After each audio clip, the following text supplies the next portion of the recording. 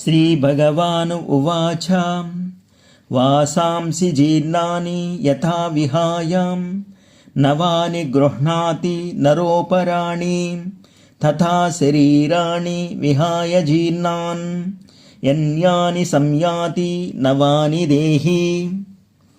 మనిషి పాత వస్త్రములను విడిచి క్రొత్త వస్త్రములను ధరించినట్లుగా ఆత్మ ముసలివి పనికిరానివి అయిన దేహాలను విడిచి క్రొత్త దేహాలను స్వీకరిస్తుంది. ఇచ్చట మనము ముందుగా చెప్పుకున్న విధముగా దేహములో ఉన్న ఆత్మ పరిమాణము వెంట్రుక కొనలోని 10,000వ వంతు మాత్రమే.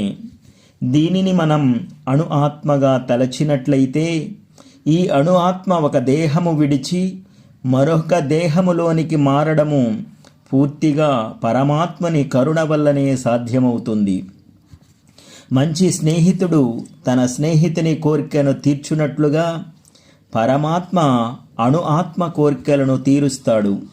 దీనిని ముండకోపనిషత్ అలాగే శ్వేతాశ్వతరోపనిషత్ వంటి వేదాలు అణు ఆత్మను పరమాత్మను ఒకే చెట్టు కొమ్మపై కూర్చున్న మిత్రపక్షులుగా పోల్చాయి.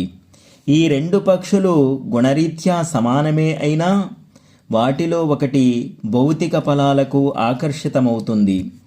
పరమాత్మ అణు ఆత్మను సాక్షిగా చూస్తుంది. అణు ఆత్మకు తను ఎవరో మర్చిపోయిన కారణంగా దేహాలను పొందవలసి వస్తుంది. పరమాత్మ సంపూర్ణ ఎరుకలో ఉంటాడు కావున సాక్షిగాను శాశ్వతుడుగాను ఉంటాడు.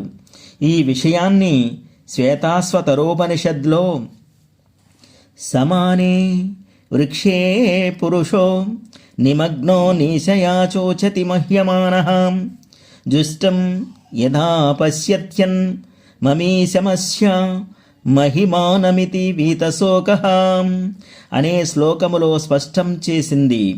జై కృష్ణం వందే జగద్గురుం.